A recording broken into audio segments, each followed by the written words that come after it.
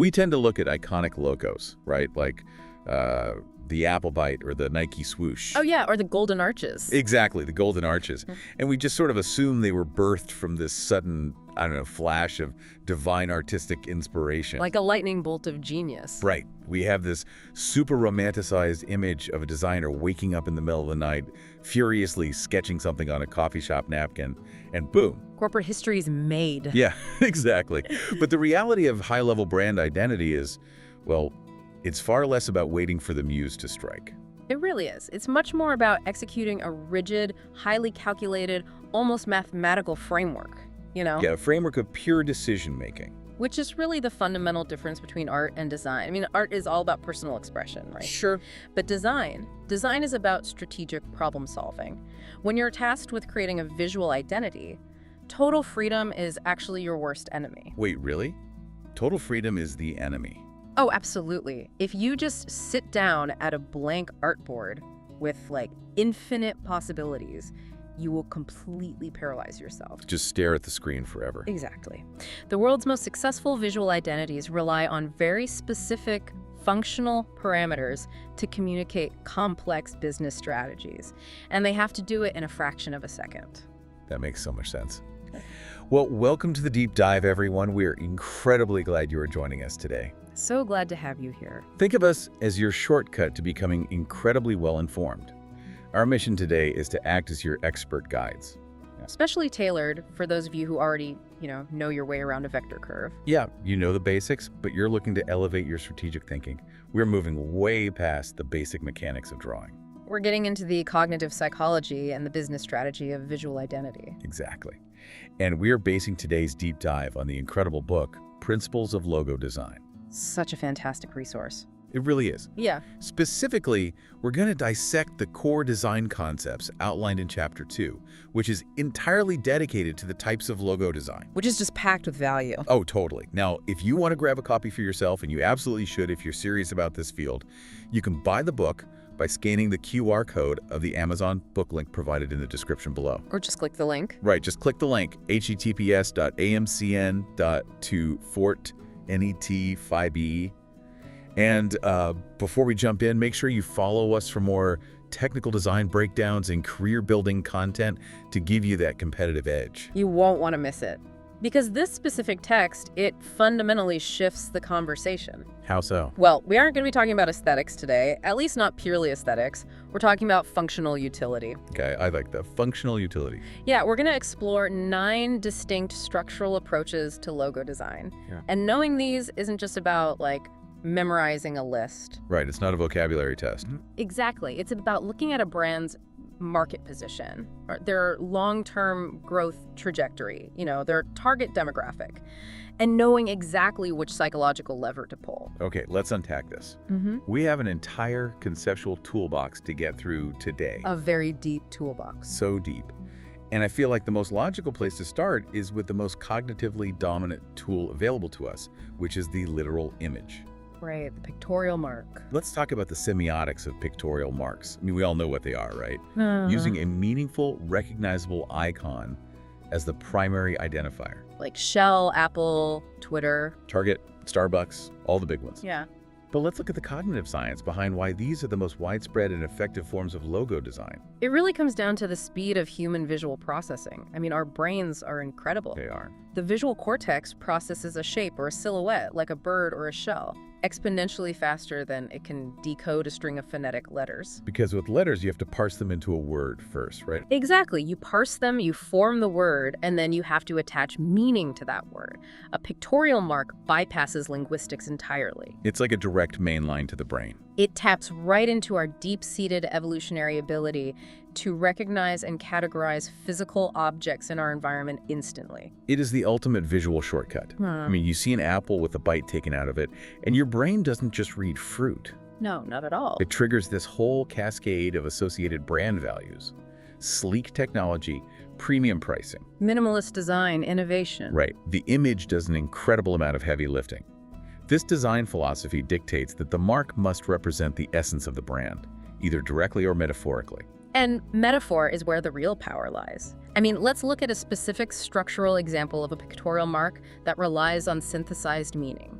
Okay, paint a picture for me. So imagine the classic metallic nib of an old fountain pen pointing downward. Okay, I see it. Now, the converging lines of that nib inherently look like a pitched roof, right? Oh yeah, they totally do, like an upside-down V. Exactly. So the designer utilized the negative space carved out in the center of the nib where the ink would normally flow to form the perfect, simple silhouette of a little house. Oh wow. So the breather hole of the pen nib literally becomes the window of the house. Precisely. It is brilliant. That is insane. It's so efficient. You immediately get this synthesized concept of like writing combined with home, or perhaps architectural drafting. It's a complete story told in just a fraction of a second. Exactly. Or consider another, much more highly detailed approach. Picture a delicate, interwoven circular Celtic knot. Okay, getting a bit more complex. Very.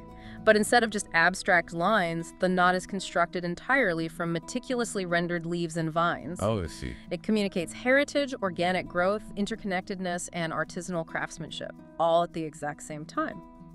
But, I mean, wielding that kind of intense visual storytelling has to come with a massive structural burden. Oh, a huge burden. Because if you are a designer crafting something as intricate as that Celtic knot, or even that fountain pen house, you have to manage the visual density. You really do.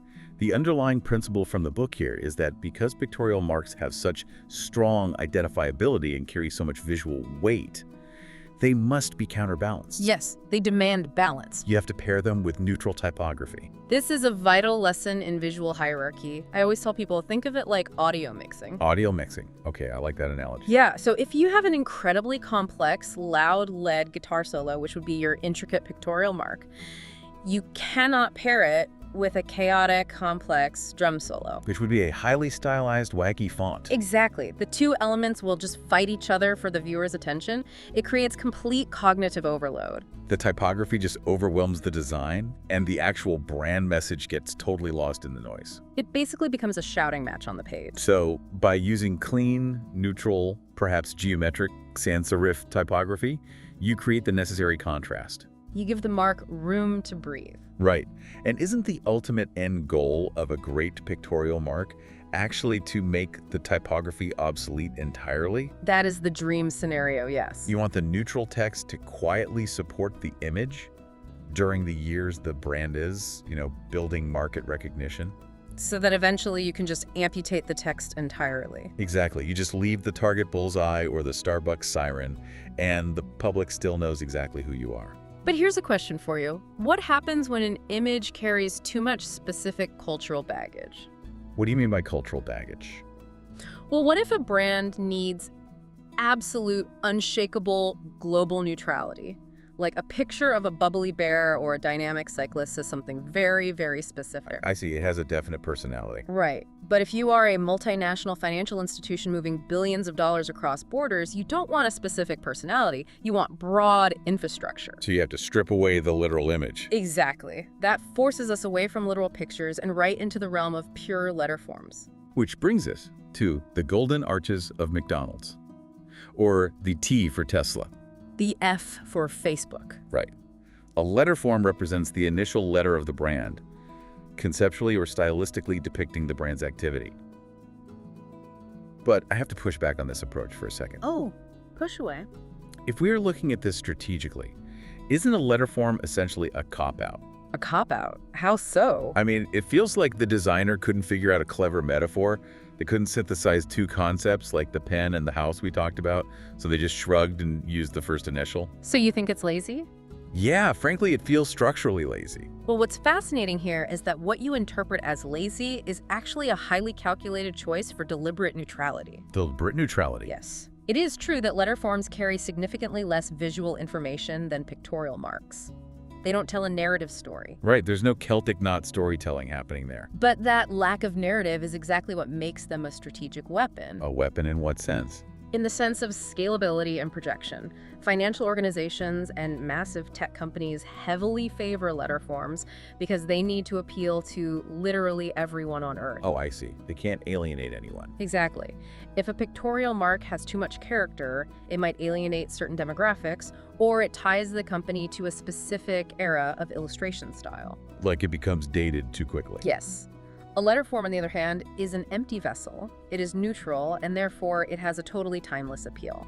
So the meaning comes from the user, not the drawing. Right. It allows the brand's meaning to be filled in by the user's actual experience with the product, rather than dictated purely by the logo. Ah.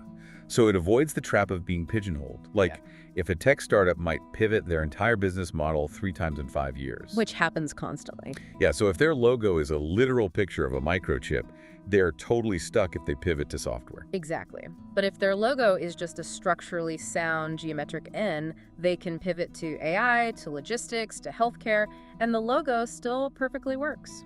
Okay, that makes total sense. I retract my lazy comment. Well, and to further address your point about them being lazy to design, the actual architectural demands of a single letter form are staggering. Because it's just one letter. Because you only have one glyph. Yeah. The structural integrity, the kerning, the weight, the Bezier curves, everything has to be utterly flawless. There's nowhere to hide. Oh, that's a good point. You can't hide a bad curve in a busy illustration. Let's analyze a specific example. Imagine a massive, thick M. It is stark white against a pure black background. Okay, simple enough. But it is not a flat letter. It is constructed with rounded edges and folds over itself with incredibly subtle gray gradients to create a 3D ribbon effect. Oh, nice. So it has depth and physical presence. Right. And structurally, the proportions of this M are explicitly modeled on the custom typography originally developed for NASA. Wait, really? The NASA font? Yes. By adopting that highly specific, wide, futuristic typographic flavor, the designer is injecting all the subconscious connotations of space exploration, cutting-edge technology, and aerospace engineering right into that single letter. Wow. It is not just an M. It is a manifesto about the future, encoded into the curvature of a single letter. And designing that requires an immense amount of typographic mastery. It is anything but lazy. Totally. Another great example of that architectural complexity from the book is a letter form that just looks like a wireframe F. Oh, that's a great one. It is constructed from intersecting lines, right? Mm. So it resembles a 3D architectural blueprint or scaffolding. Yeah, like structural beams. Exactly. And it instantly communicates structure, building, and underlying frameworks without actually drawing a literal building. It is pure geometry doing the heavy lifting of an illustration. Now, let's expand the typographic scope a bit. We've looked at the intense pressure placed on a single letter, but what happens when we have to lock up the entire name of the company? Ah, this is where we encounter word marks, or logotypes. Right. The identity is depicted solely using type. No separate symbol, no isolated icon. The word itself is the visual identity. It's like FedEx, Google. Coca-Cola, Disney. I mean, when you look at the Disney logo, that whimsical, looping, highly idiosyncratic cursive script, that font is the magic. You literally cannot separate the emotional feeling of the brand from the physical loops of those letters. Yeah. If you type Disney in Times New Roman, the magic evaporates instantly. It just looks like a corporate filing. Which perfectly highlights the absolute core requirement of a successful word mark. The typography must possess a strong, defined character. It must be distinct. Otherwise, what's the point? Right. A massive mistake many brands make is typing out their company name in a standard, default, off-the-shelf geometric sans serif font and just calling it a visual identity. Well, wait, didn't we just say earlier that neutral sans serif fonts were good for pairing with pictorial marks? Yes, absolutely. But only when they are playing a supporting role to a visually dense image. I see. When the word mark stands alone, if it lacks inherent quirkiness or structural uniqueness, it becomes completely invisible in the marketplace. It just blends in with everything else. If a brand insists on using a highly neutral, clean sans serif for their word mark, this design philosophy dictates that they must introduce visual trickery. Visual trickery, like what? They have to incorporate custom ligatures or embed a specific sign into the type itself to force it to become memorable. Okay, well, the FedEx logo is the undisputed king of this visual trickery. The absolute king. It looks like a completely standard, bold, utilitarian sans serif font, spelling out FEDEX. Very corporate. But the designer meticulously crafted the kerning and the exact structural relationship between the capital E and the lowercase x, so that the negative space between them forms a perfect, bold, forward-pointing arrow. And it is completely invisible until your brain registers it. And then you can never unsee it. Never. It is a structural ligature that adds immense conceptual weight speed, precision, forward logistics to an otherwise completely neutral font. It is typographic sleight of hand. However, there is a fascinating countertrend to this, particularly relevant in the B2B, business-to-business space. Okay, what's the trend? We are seeing a massive surge in word marks that are deliberately stripped of almost all character. Extreme minimalism. Really? Extreme minimalism. But why is that desirable? I mean, if you are a B2B consulting firm or a massive logistics supplier and you want to stand out to potential clients, shouldn't your visual identity be loud and commanding? You would think so, right? But if we connect this to the bigger picture of corporate psychology, you have to consider the specific environment these brands operate in. The marketplace itself. Yeah, we live in a marketplace characterized by overwhelming visual noise. Every B2C brand is shouting with bright gradients, complex pictorial marks, and aggressive typography. Everyone wants your attention constantly. Exactly. So if a B2B brand wants to project what we call conceptual sophistication, then extreme, unapologetic minimalism is actually the most strategic choice. Ah, so they go the opposite direction. Yep. By stripping away all the visual noise and relying on a perfectly proportioned, ultra-clean word mark with flawless kerning, a company signals extreme confidence. They don't need to shout to prove their worth. Exactly. They differentiate themselves by whispering in a room full of people screaming. That is a great way to put it. It implies a level of premium quality, efficiency, and institutional stability that a loud logo would actually undermine. But even within that minimalism, you can manipulate the type to physically embody the brand's service. Oh, absolutely. Take the word mark from the text for the brand new wave, written in all lowercase. The designer customized the letters WWA so they are connected in this continuous rolling rhythmic waveform. It's beautiful. The typography physically mimics the meaning of the word. Or consider another word mark from the source that spells formula, using this chaotic but perfectly balanced mix of parentheses, uppercase, lowercase, and underscores. Yes, the formula one. The word mark literally looks like a complex mathematical equation. It is pure typography, but it has massive character and immediate context. Now, let's look at the architectural challenge of combining the rigid constraints of a word mark with the extreme brevity of a letter form. Okay, blending the two. Which leads us directly into monograms. Hewlett-Packard, Louis Vuitton, Warner Bros., Volkswagen. Creative combinations of two or more initials. Precisely. I honestly love looking at the historical lineage of monograms, because this isn't just a modern corporate invention born out of a desire for minimalism. Not at all. It was originally a highly practical solution to a physical constraint. It goes back thousands of years. The origin of monograms traces back to ancient coins. Right, because of the space limitation. Exactly. Mints needed to identify the city of origin on a tiny, irregular piece of stamped metal. They couldn't fit the whole word, so they overlaid the first two letters. It was pure utility. But over centuries, the concept evolved semantically. Oh, drastically. Monarchs and aristocratic families adopted the technique, using complex monograms of their initials on wax seals, signet rings, and family insignias. So the monogram transitioned from a spatial necessity to a symbol of exclusive heritage, authority, and personal identity. And that historical weight absolutely carries through to today.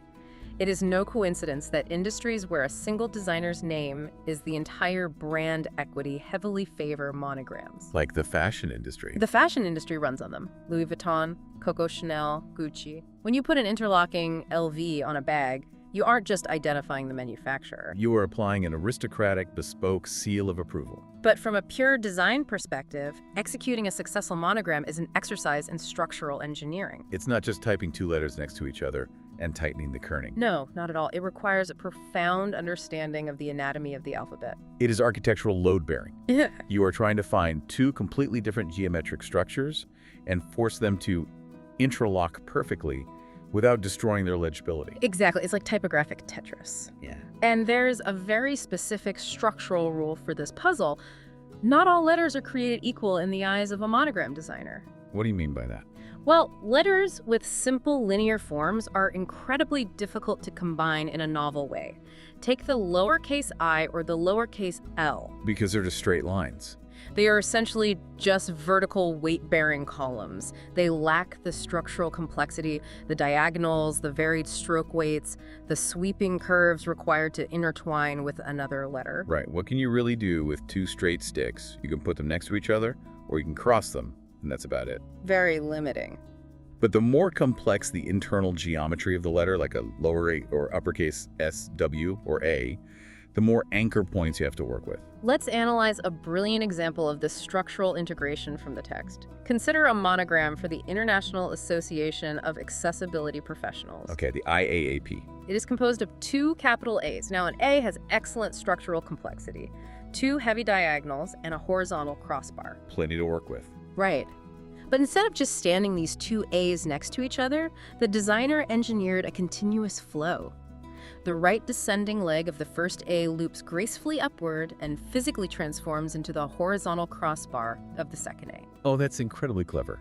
It is a continuous looping bridge between the two letters. It doesn't just read as two letters. It reads as a unified, bespoke piece of structural geometry that is entirely proprietary to that organization. You definitely cannot replicate that feeling with a standard font. Not a chance.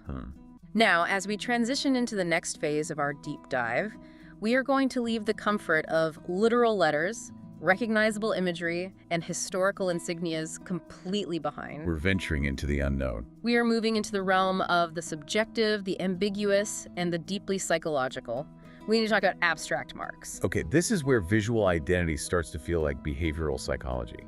An abstract mark doesn't represent an object at all, right? Right. It represents an idea, a feeling, or a concept in a vague, highly subjective manner, like Nike, Chase, Mitsubishi, Microsoft. The crucial distinction here is between an object and a phenomenon. Okay, object versus phenomenon. Break that down. Well, with a pictorial mark, you draw an apple to represent the object of an apple. But abstract marks are designed to depict a phenomenon. So an action or a state of being. Exactly.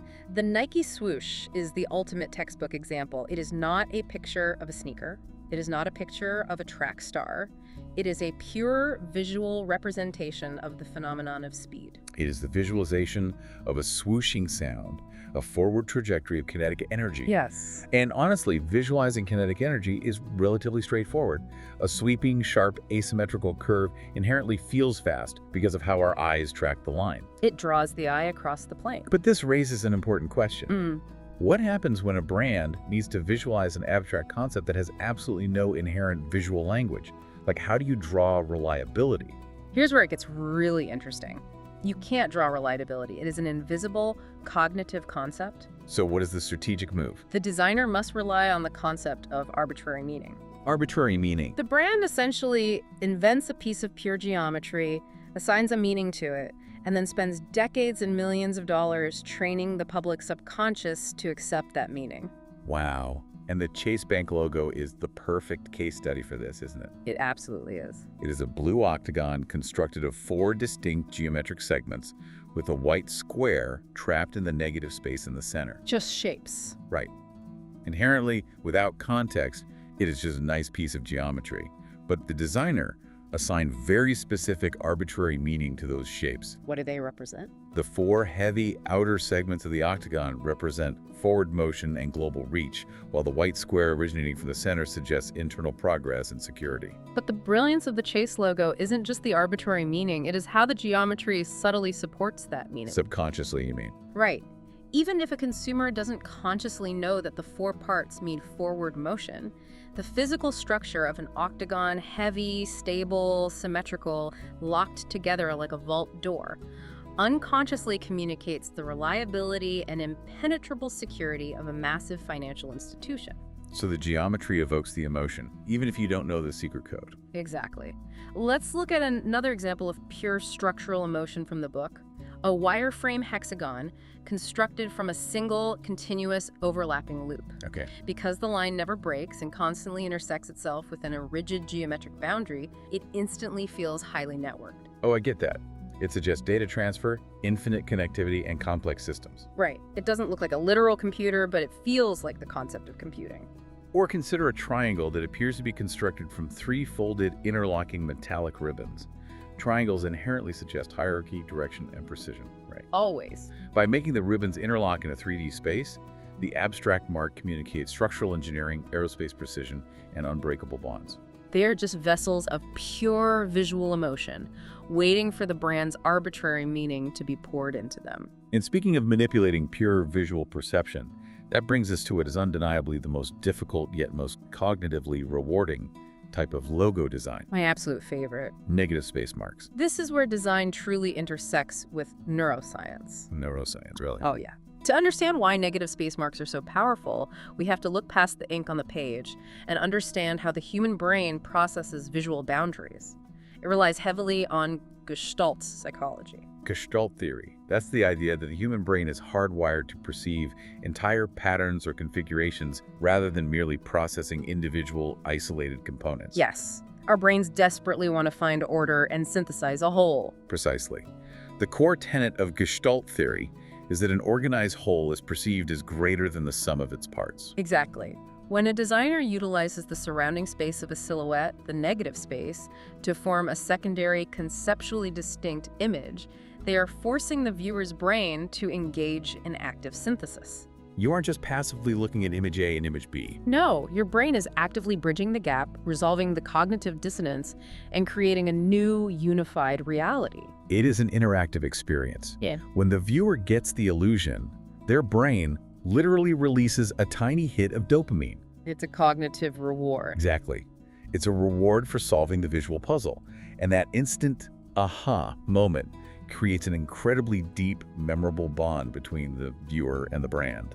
But the structural constraints required to pull off a successful negative space mark are brutal. I can imagine. That is why they are so rare. You are trying to perfectly balance positive and negative mass.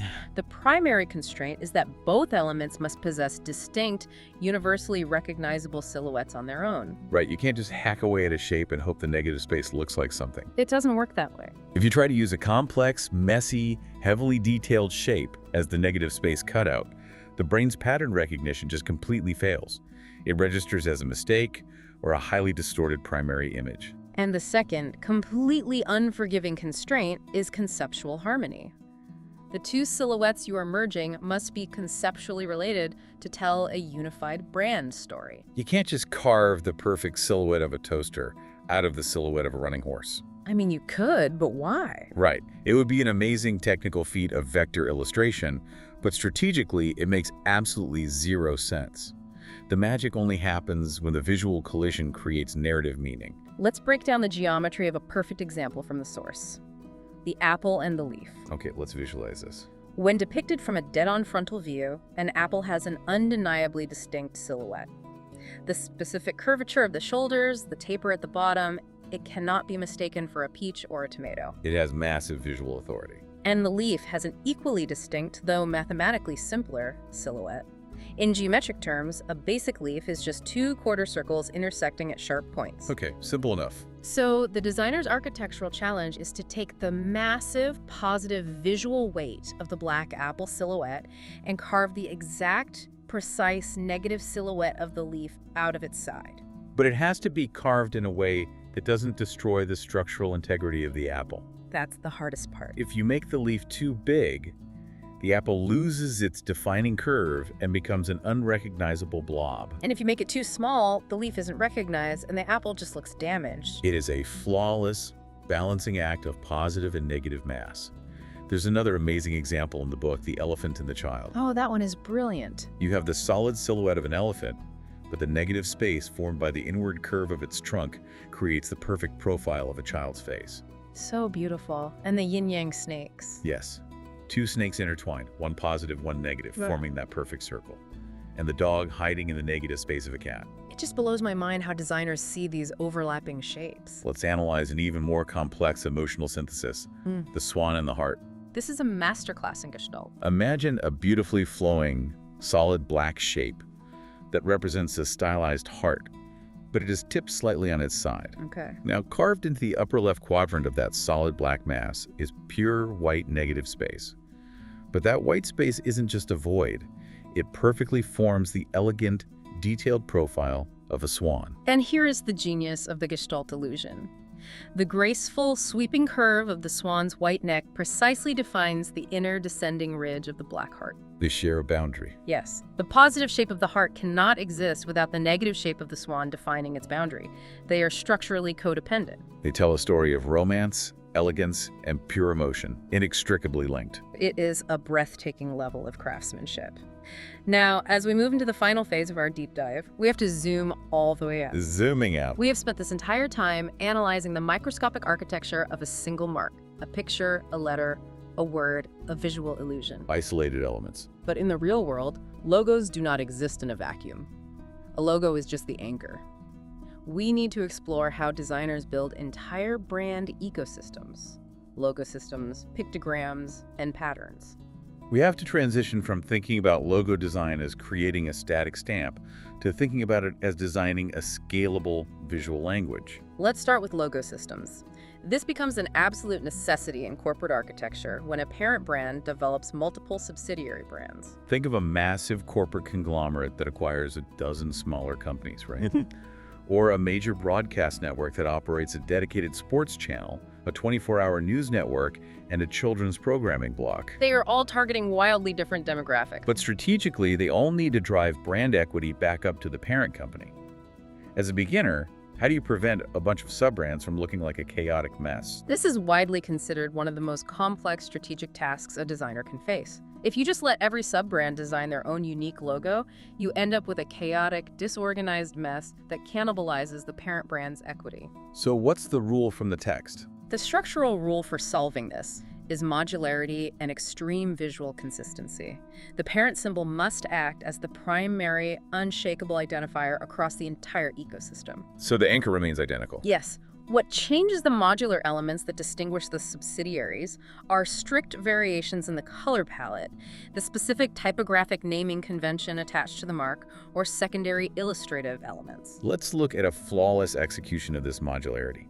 Consider a logo system designed for an expansive online news and media platform called Bellman. A great case study. The core anchor, the parent logo, is a highly stylized, thick-lined black and white illustration of a specific character's face wearing distinctive cap. Okay. In the primary parent mark, the character has their hand raised to their mouth, indicating shouting or broadcasting to a wide audience. The specific geometry of that face and that cap is the unshakable anchor. Exactly. But then we see the ecosystem expand. For a subsidiary section dedicated to music or audio content, the exact same character face and cap are used. The repetition is absolute. But something changes. Yes. The hand is removed, the mouth is opened into a perfect O shape, and 3 distinct musical notes are floating next to the face. The character is now singing. And for a subsidiary focused on live reporting, again, the identical facial architecture.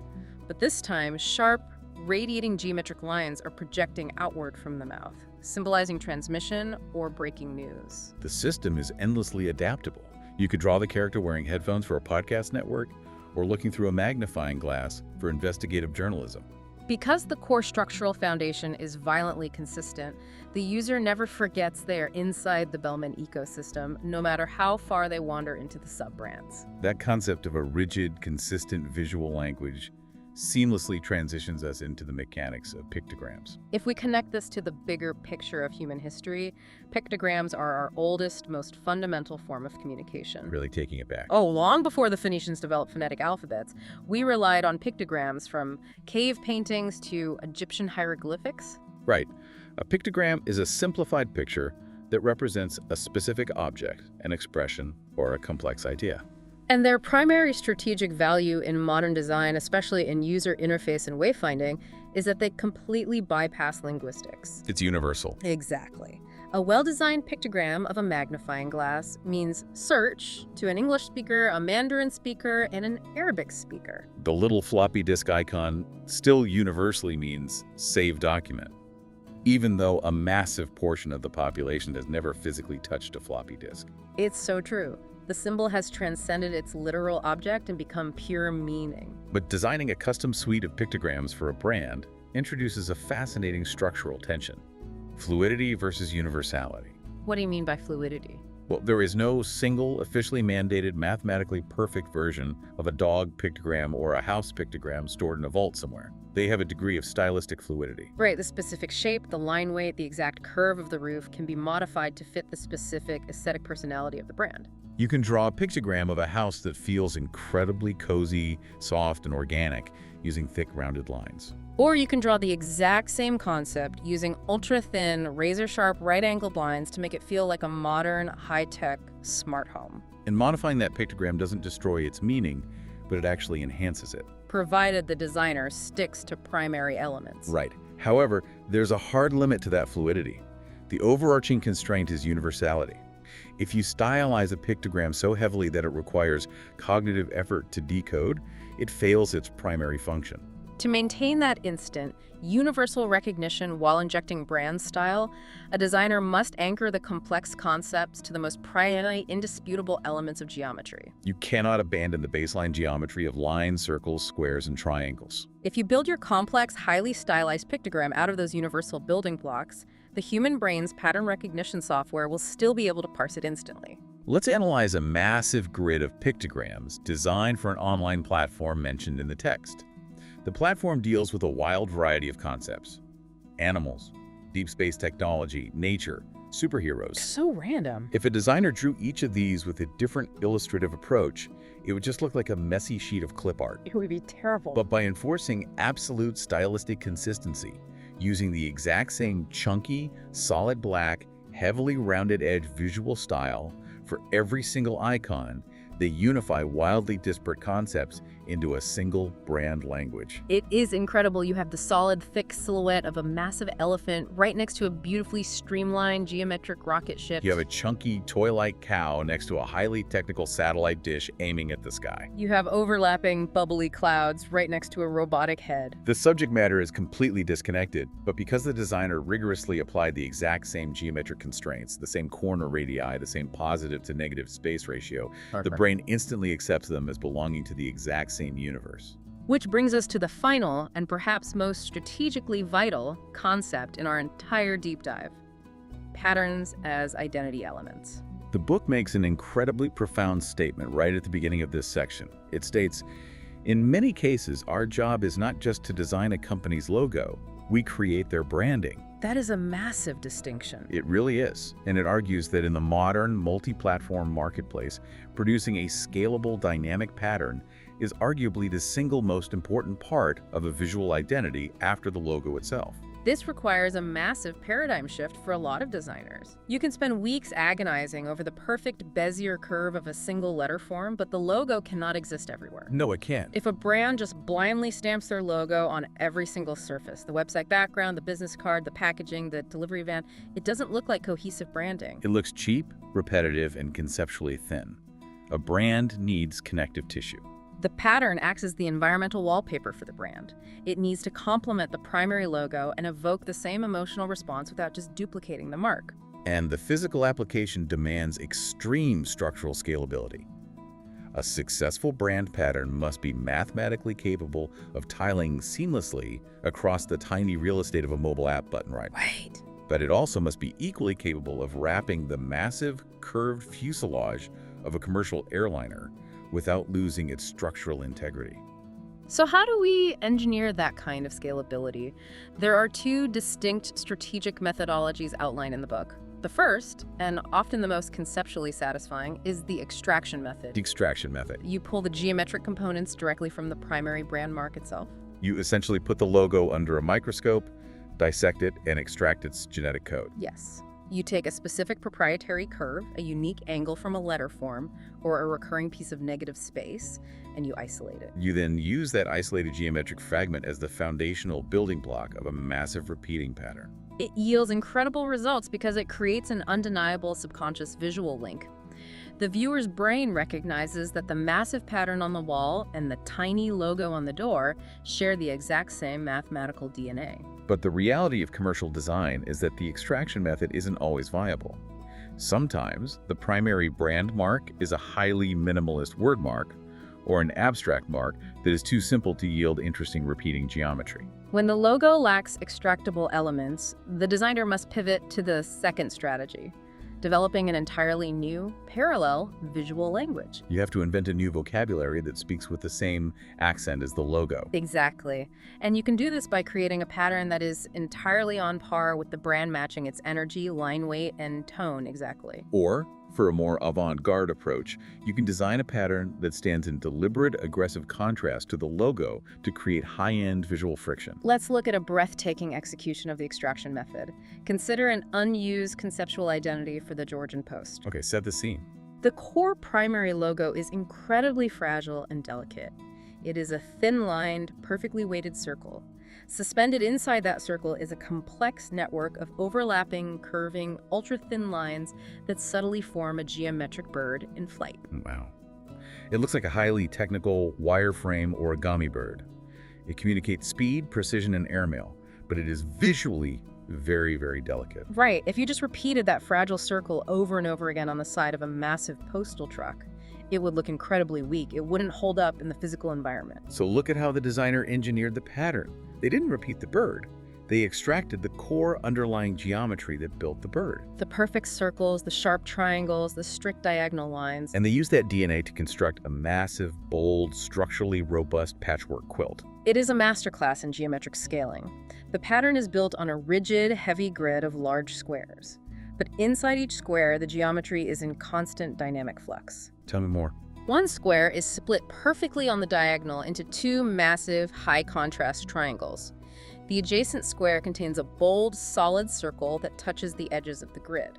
The next square is filled with dense, heavy, repeating diagonal stripes that perfectly match the angle of the triangles. The pattern provides endless modular variations. You can rearrange the solid circles, the striped squares, and the sharp triangles in thousands of different combinations, and the grid never breaks. It is incredibly bold, highly architectural, and visually loud. Yet because every single angle and curve was mathematically extracted from the delicate wireframe bird logo, they feel inextricably linked. There are two different expressions of the exact same physical laws. You wrap a delivery van in that massive geometric pattern, you print the tiny, delicate wireframe bird on the driver's side door, and the entire ecosystem feels flawlessly cohesive, premium, and institutional. It proves that a brand is not a static stamp on a page. It is a living, breathing ecosystem built on rigid mathematical foundations. Okay, we have covered an immense amount of cognitive and structural ground today. So, what does this all mean for you? The listener. Yes, if you are a designer listening to this, the ultimate strategic takeaway is that your job is not to make things look pretty. Your job is to make calculated, highly strategic choices. When you face that blank artboard, you have to ask the hard questions. Does this client's complex, multifaceted service require the rapid cognitive processing of literal imagery? Do they operate in a chaotic B2B market that demands the extreme, confident neutrality of a minimalist word mark? Do they need to manipulate human psychology with the gestalt synthesis of a negative space mark? Or are they launching a multi-platform digital product that demands a massively scalable, dynamic system of extracted geometric patterns? You're just drawing shapes. You are engineering a comprehensive communication system. You are solving a highly specific business problem using a heavily constrained set of visual tools. And understanding the distinct psychological and architectural properties of those tools, knowing exactly why a monogram fails if you use the wrong structural letter forms, or how arbitrary meaning can turn an octagon into a symbol of financial security, is precisely what separates an amateur decorator from a professional brand architect. I think that is the perfect summation. But before we officially wrap up, I know you always like to pull on a thread, leave us with something provocative to chew on. Always. Based on everything we've dissected from the text today regarding the underlying architecture of these logos, what is the final thought you want to leave our listener with? Well, this raises an important question for the long-term future of our entire industry. We've just spent time exploring how abstract marks require us to aggressively train the public to accept arbitrary meaning over decades. And we just concluded by analyzing how highly scalable, dynamic, modular patterns are becoming arguably the most vital and versatile part of a brand's identity, especially as brands live primarily inside responsive digital environments. Yeah, screen-first branding. So I want you to ponder this. Given the trajectory of digital environments, are we rapidly approaching a future where the traditional static logo, the single fixed, unmoving icon stamped in the corner of a screen becomes entirely obsolete. Obsolete. Wow. As our interfaces become increasingly immersive, spatial, and interactive, will the corporate brands of the future abandon the concept of a primary mark altogether? Will they instead be recognized entirely by moving, interactive, abstract geometric patterns and specific, proprietary interactive behaviors? Oh man, the complete death of the static logo, replaced entirely by living behavioral geometric patterns. It completely upends the last 100 years of corporate identity. It's definitely something to think about. I absolutely love that. We are definitely going to have to save the behavioral brand ecosystem for another deep dive. Thank you so much for joining us on this massive architectural journey through the strategic types of logo design. It's been a pleasure. Remember to check the description below, scan that QR code, or click the link to grab your own essential copy of Principles of Logo Design. Highly recommend it. And please, hit that follow button so we can keep bringing you these deep technical design breakdowns to help you level up your strategic thinking and build your career. Until next time, keep engineering those systems and keep questioning the blank canvas.